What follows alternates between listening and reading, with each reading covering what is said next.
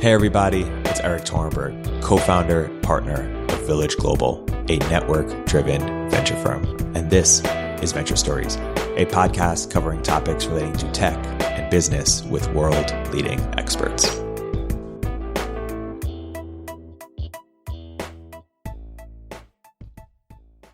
Hey everybody, welcome to another episode of Village Global's Venture Stories. I'm here today joined by two very special guests, Jeff Anders and Mindaugas Petrutis. Guys, welcome to the podcast. Thanks so much for having us.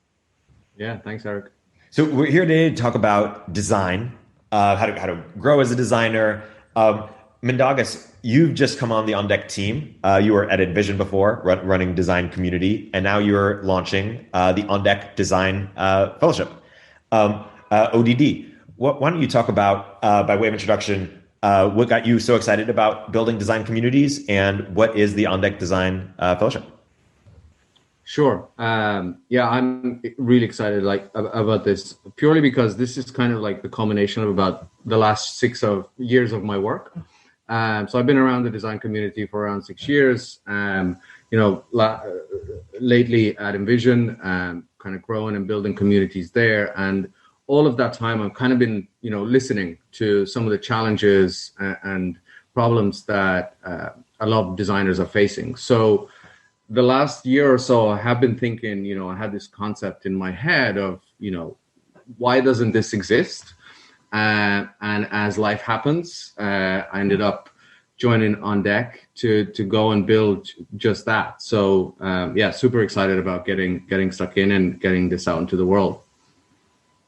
And Jeff, by we'll go deeper in a bit, Mindaugas, but Jeff, by way of introduction, why don't you describe your design journey? Sure. So these days I'm working on a new startup called Ambrook. Prior to that, I was at Scale AI. I was our design manager and have gone through the last 2 years of Scale's growth with them. And before that, I was a product designer at Facebook, working on community products with the groups team and fintech with the payments team before that. I'm from Maryland and have spent a lot of my pre-work years building community as well. So it should be a fun conversation. Yeah, love it. Let's give some high-level advice when you talk to young people who are in perhaps college or just getting out of college, and they're trying, they have some design skill and they're trying to figure out sort of where should their first job or be, in as a designer, or how to think about sort of the trade-offs about what type of designer they should be. What common advice or frameworks do you find yourself giving, Jeff? Yeah, I have actually had many of these conversations over quarantine period. There's a lot of different roles within design that people can go into, from product design, where I've spent most of my career, to brand design, visual design, interactive design, all these sorts of different subsets. I think for all of them, it really comes down to what people are most excited about and passionate about, where they're spending their time staying up late at night because they can't get an idea out of their head until they get it on pen and paper or into Figma. But for, between all of these different subsets of design roles, there is sort of a framework that I've shared with some mentees and students and folks who are going through this. And I like to think that each of these roles you can grow in by thinking about these 5 I's. And so you've got iteration, improvement, intentionality, instinct, and then innovation. And I think that these first steps of like iteration and improvement is about taking your brand project or app project or whatever you might be as your first design project and creating various versions of it, seeing how the iteration process works. And between those versions, you can find improvements. And over time, you learn how to intentionally create those improvements the first time around, and so on, building instinct and then being able to innovate once the design concerns are no longer in the forefront of your head and you're able to think about the industry problems or whatever else you might be doing in your work. So that's the 5 I's there. That's the framework I like to share with younger designers so they don't feel intimidated like they have to produce some amazing masterpiece in their very first work. It's all about starting with that iteration, no matter what field of design you're in. That's awesome. And once people are sort of a few years into their career, sort of like, mid-level, what are the sort of different forks in the road in terms of like, how do they think about where to go from here? And you yourself, you decided to start a company, but at various different, post Facebook, for example, you probably could have taken a bunch of different paths. What type of advice when you talk to peers who are in that stage, what type of advice or frameworks do you think about there? Yeah, love frameworks, by the way. I've got a few to rattle off if we have time. Yeah, The fork that everyone thinks about is manager versus IC. IC is individual contributor, meaning a designer who's executing towards the project's goal, whereas management is more about supporting people and being involved in strategy, which is also shared with more senior ICs. So as people are getting into the formative years of their design career, there is a option to take one of those routes. Same as there is in engineering and many other tech fields. I think that this is now becoming a mature conversation where people have talked enough about you don't need to go into leadership. You can be a senior individual contributor and be the brand or design lead of your company. We had some great folks like that at scale and Facebook for that matter. The management route is really for people who care deeply about the people side of the work. For me, that was everything. For me, it was how can I get to management and do the activities that I love doing, which is supporting people in the context of design without so much of the glory of having an amazing mock-up be appreciated. There are trade-offs there, but I think that's one of the core decisions that people think about. And, when you decide to make that choice, for many, there's this misunderstanding that management is what you have to do to continue growing in your career. But for others, like management is what people care deeply about. Like for me, that's what it was. And it really is about like, where do you see your impact in this company, this project, this team, this organization? Is it becoming a 5 or 10 times better than you are now at design, or is it helping other people get 2 or 3 times better? And for me, that calculation worked out such that I knew I wanted to be part of helping teams instead of focusing my work on the design execution itself. Mindaugas, what would you say you've seen as you've put together communities and you're putting together the ONDIC design community about how people should think about that trade-off in terms of where they want to spend time, or more so maybe how to make that switch if they realize that they do want to jump from a designer to a manager, how to do that well?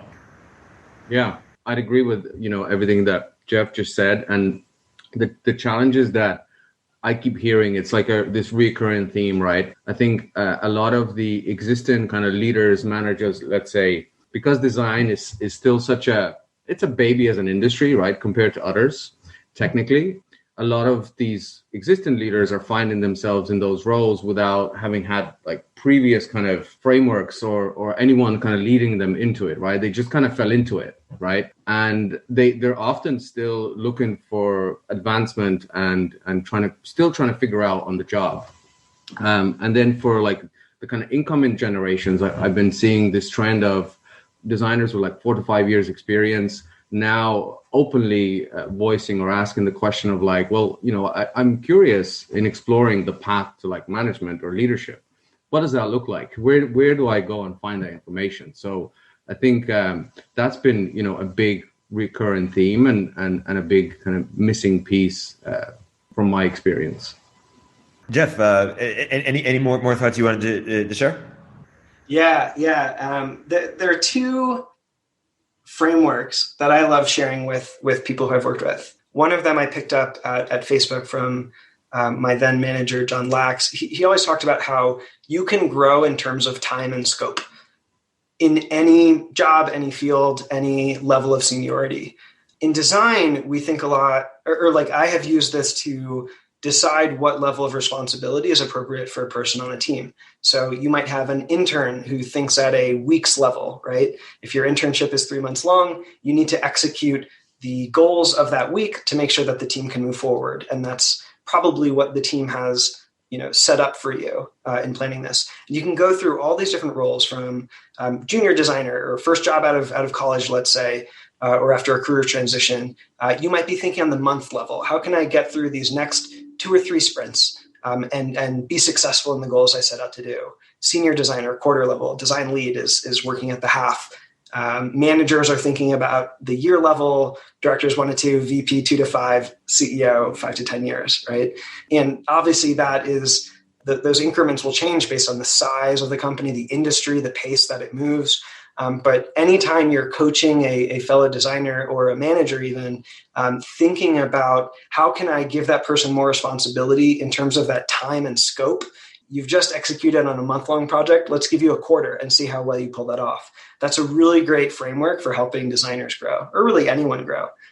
Another one I think about a lot is the situational leadership model, which is not unique to design by any means, but one of the favorite things that I have learned. And it sort of talks about, I think the high level takeaway, besides seeing this, fancy diagram from MBA books, is people cycle between phases of learning new things and challenging themselves. And the way that a manager supports a designer in there cycles between various combinations of supportive behaviors and directive behaviors. And so the idea is, if you're getting towards a plateau as a designer, one of the best things you can do as an individual or that your manager can help you do is enter a new space, go out of comfort zone.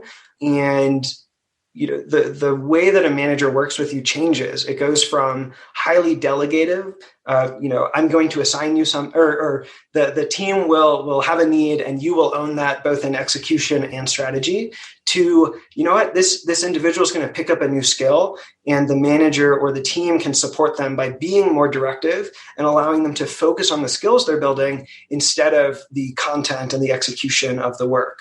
There's plenty more in business and management books that you can pick up about situational leadership. But I think the high level takeaways of when someone's starting to plateau, give them a new challenge. Don't give them necessarily more responsibility as an alternative way of thinking about it. If the time and scope model that I talked about a moment ago might not be appropriate. Love that. Mindaugas, anything you'd add? I think, what Jeff just, especially the situational leadership kind of framework that you talked about, is kind of why the fellowship is starting to exist. So kind of creating that space, right, where folks can come together in a group and explore, right, those kind of new ideas, new challenges, work on specific kind of goals and walk away, right, with maybe a fresh perspective is kind of exactly why I was so excited to build this. Let's get into it a bit, Mindaugas. Talk about the archetype for who's the potential fit for the On-Deck Design Fellowship, and then talk about just what they can expect to get out of it or see as they go through it. We're lucky to have Jeff as one of our speakers, and we have a number of others. Go for it, Mindaugas.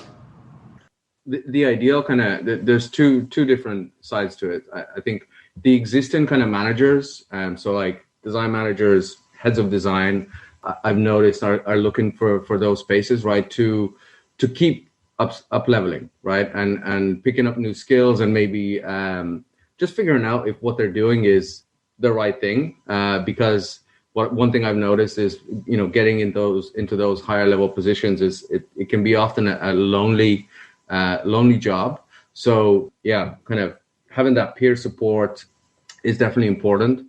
And then the other group is for kind of those 4 to 5 years experience. So someone maybe is already like mid-level to senior level who is thinking like, where do I go next, right? Do I kind of stay at that senior or maybe principal or staff designer level, or do I explore a path to management? And that's all, again, to kind of create that space where you're not just ending up at that promotion kind of meeting where you're, signing up to something you're not really sure about what it involves. So given that space to go and explore those specific topics and I think is the right thing to do. Jeff, I'm curious how you think about, you've decided to start a company and start in a specific vertical. How do you think about that transition from being a designer to going to specific verticals and yet, Scale AI, obviously an intensive AI company. How do you think about that transition? Yeah, really good question. Probably helps to share a little context of what I'm up to now. So been working on Ambrook for a few months now. Started this company with a couple of longtime friends, Mackenzie Burnett and Dan Schlosser. We're automating a lot of the sort of back office work that goes on a farm so that farmers can do less paperwork and spend more of their time on sustainability practices or making their farm profitable. That's a very different world from AI. There are some overlaps and tools you can be using, but the core thing that I went through in my transition, when I left Facebook to go to Scale, it was very much thinking about what individual technology will have the biggest impact over the next several decades. And AI stood out to me a lot. Still stand by that. AI is transforming every industry. This time around, it was very much what problem is going to be the most top of mind for people over the next few decades. And this time it was climate change. And, the work we're doing in starting with agriculture and helping people become more, sustainable in their practices is really important. I think that there are a lot of designers who feel that the options presented to them in large tech companies are maybe not having the impact that they might want. And, for those people, the founding something or working in a space that's totally foreign to them is a really great way to challenge themselves. For me, it has been both learning how to, grow as a founder and using my design skills more as a executional tool instead of something I'm continuing to grow in, and instead, trying to learn more about how to run a successful company and gain all the domain I need in the agriculture and climate tech issues. But yeah, I think as designers grow, a lot of people might start their career by following design podcasts and watching like tutorial videos on YouTube, and over time, learning about new adjacent or tangential industries or academic topics becomes a lot of the way that people grow, whether that's very one-to-one with design, like architecture or engineering have a bunch of like immediately applicable skills that you can pull into your design work and use every day, or something like like agriculture or something totally separate, which is more about applying design skills that you already have to something new and challenging. So that was some of the rationale behind my recent transition. And I think a lot of designers in their senior levels are thinking about what those like external stimuli are outside of design. Yeah, love that. If you were excited about the frameworks you heard from Jeff Mindaugas, you'll get them and a lot more in the fellowship. Maybe let's close with Mindaugas. Why don't we talk about why you're the right person to run the fellowship, particularly when you're not a trained designer yourself? Why don't you give a bit of your story there? Yeah, sure. I mean, I am often at this point, 6 years kind of in the community. I'm often mistaken for designer. I think actually Andreas, our CDO, still thinks I'm a designer. I must correct him. But design actually kind of changed my life in a different way than, like other people may be doing something different and then they discover design and become a designer. For me, it was a little bit different. I discovered design, about six years ago. I was working in recruitment, kind of hiring, business analysts, software engineers, and I never really kind of, for whatever reason, connected with those groups.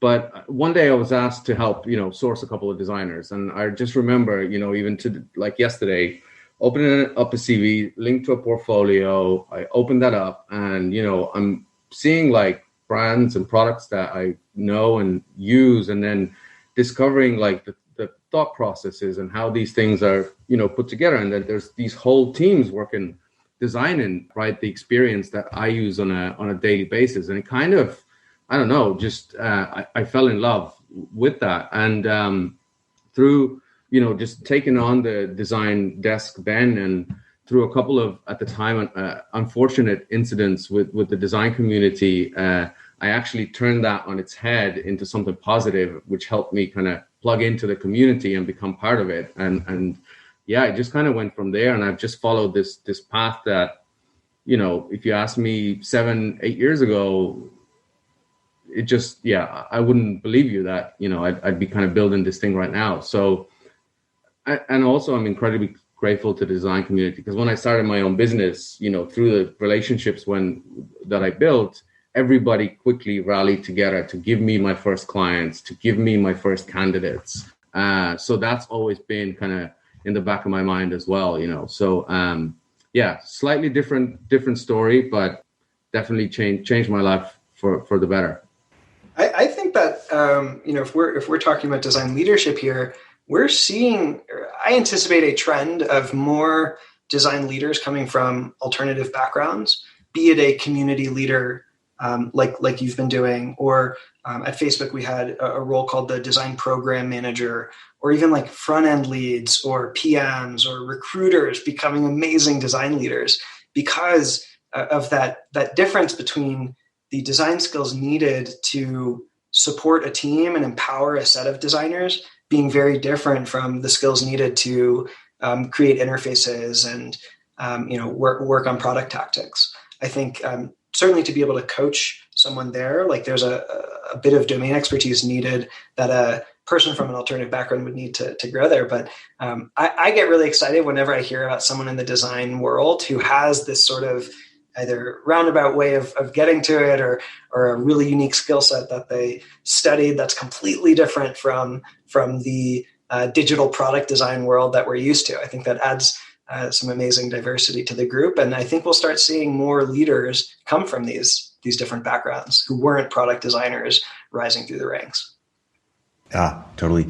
Jeff, is there anything you didn't get to say that you wanted to make sure to get in, or? Yeah, I really excited about the space we're in now. I think maybe one thing to tie all of this together between design leadership and the day-to-day challenges of what we're thinking about in our work, like we need more design leaders outside of the traditional roles. Like we're seeing design managers take more leadership within companies, but starting companies is such a huge step that will help on this growth path that we've been talking about that designers go through, but also it's so important to these unique industries. I mean, we're working in agriculture now, and there really aren't that many designers here. There are so many other industries that require pen and paper or legacy software, or not even software, to run. And that's a place that designers are not usually drawn because there isn't as much precedent for how designers engage there versus something like consumer or social. But, looking around at all of the, climate change adjacent industries and ways that designers can have an impact there by changing consumer behavior or enterprise behavior is like such a huge opportunity to bring a unique perspective. So maybe that's my pitch to everyone, if you're advancing in a design career, is think about where there aren't designers and how your unique perspective can be applied there, and creating your own sort of growth and challenges from that to continue growing in your career. Really excited about that angle. Awesome. Yeah, I love that, and I hope that the ODD or on-deck design fellowship can be a space for that among some of the other things we've been talking about. That's a perfect place to wrap. Jeff, Mindaugas, thank you so much for coming on the podcast. Thank you so much. Yeah, thanks for having us. If you're an early stage entrepreneur, we'd love to hear from you. Check us out at villageglobal.vc.